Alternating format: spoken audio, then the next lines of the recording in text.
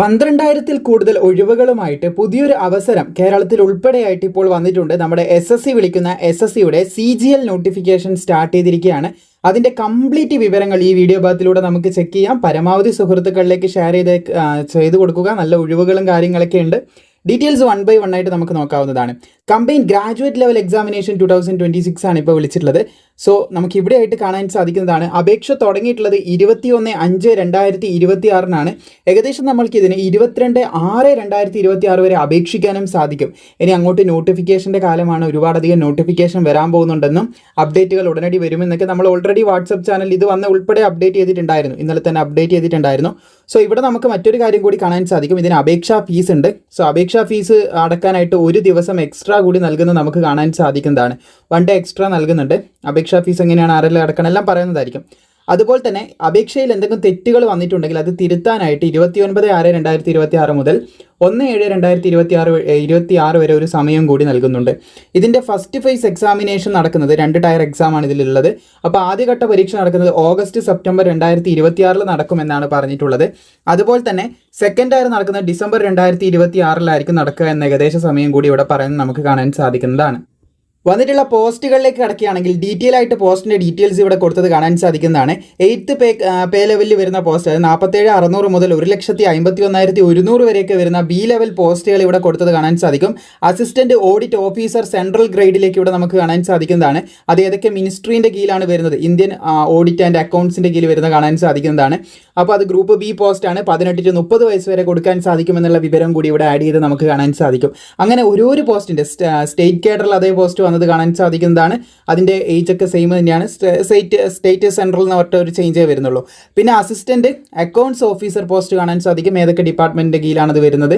അതുപോലെ തന്നെ group B ആണ്. 18 to 30 വയസ്സ് വരെയാണ്. അതിൻ്റെ ഡീറ്റെയിൽസ് ഇവിടെ കാണാൻ സാധിക്കും. അതുപോലെ 44,900 മുതൽ ഏകദേശം 1,42,400 വരെ ശമ്പളം ലഭിക്കുന്ന അസിസ്റ്റന്റ് സെക്ഷൻ ഓഫീസർ തുടങ്ങിയ പോസ്റ്റുകൾ വന്നത് കാണാൻ സാധിക്കും. അത് സെൻട്രൽ സെക്രട്ടേറിയറ്റ് സർവീസിൻ്റെ കീഴിൽ ഗ്രൂപ്പ് B വന്നത് കാണാൻ സാധിക്കും. 20 to 30 വയസ്സ് വരെ അപേക്ഷിക്കാൻ സാധിക്കും. ഇന്റലിജൻസ് ബ്യൂറോ IBയിലേക്ക് വന്നത് കാണാൻ സാധിക്കും. ഏകദേശം 18 to 30 വയസ്സ് വരെ അപേക്ഷിക്കാൻ സാധിക്കും.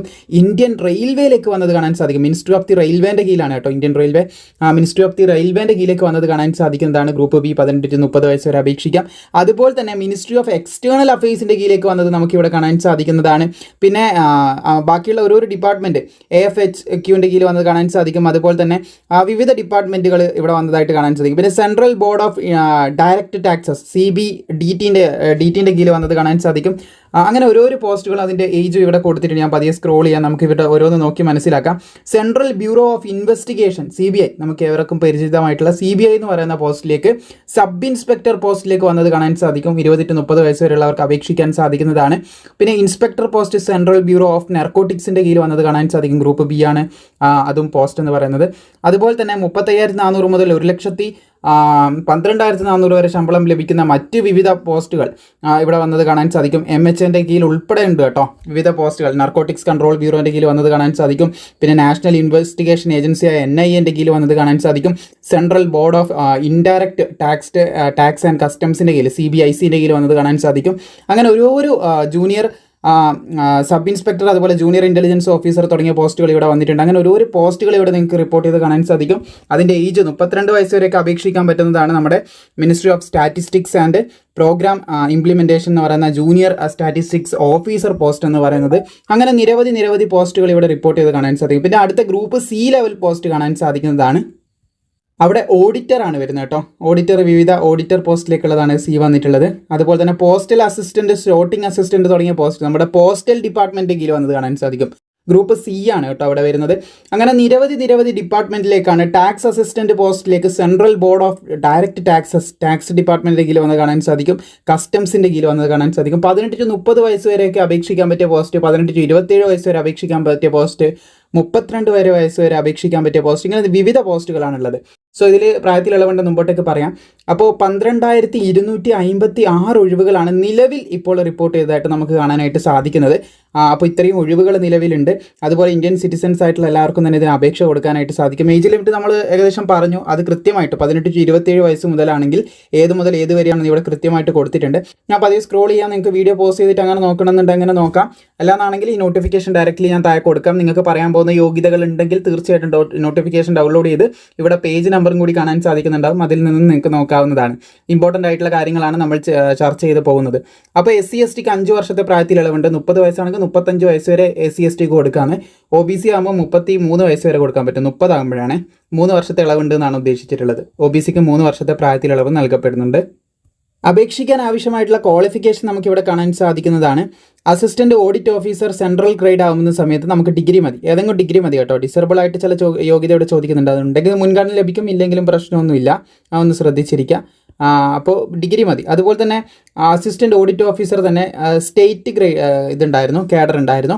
അപ്പോൾ അതിൽ ഡിഗ്രി തന്നെയാണ് യോഗ്യത. പക്ഷേ എന്ത് പറയുന്നുണ്ട് ഇവിടെ പ്രൊഫഷൻസി, അതിലൊരു മുൻഗാമിയും ചോദിക്കുന്നതായിട്ട് കാണാൻ സാധിക്കും. റീജിയണൽ അല്ലെങ്കിൽ ഒഫീഷ്യൽ ലാംഗ്വേജിൽ എന്ത് ചെയ്യണം, നമുക്ക് ആ ഒരു സ്റ്റേറ്റിൻ്റെ ഒഫീഷ്യൽ ആ ഒരു സ്റ്റേറ്റിൻ്റെ റീജിയണൽ ലാംഗ്വേജിലുള്ള അറിവ് കാര്യങ്ങളൊക്കെ ചോദിക്കുന്നതായിട്ട് നമുക്ക് കാണാൻ സാധിക്കും. അത് കൂടി വേണം. പിന്നെ ഡിസേബിൾ ആണ്, അതുണ്ടെങ്കിലും ഇല്ലെങ്കിലും പ്രശ്നമില്ല. ഉണ്ടെങ്കിൽ മുൻഗണന ലഭിക്കും, നല്ലതാണ്.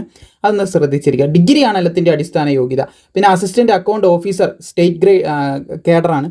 അപ്പോൾ അതിന് ബാച്ചിലേഴ്സ് ഡിഗ്രി തന്നെയാണ് ചോദിച്ചിട്ടുള്ളത്. പിന്നെ ആ ഒരു ലാംഗ്വേജ് കൂടി, ആ സ്റ്റേറ്റിൻ്റെ ലാംഗ്വേജും കാര്യങ്ങളും കൂടി അറിഞ്ഞിരിക്കണം.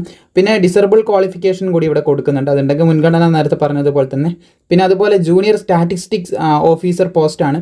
അപ്പോൾ അതിന് bachelor degree in any subject from a recognise university or institution 60% മാർക്കോട് കൂടി മാത്സിൽ +2 ഉണ്ടായിരിക്കണം എന്നാണ് പറഞ്ഞിട്ടുള്ളത്.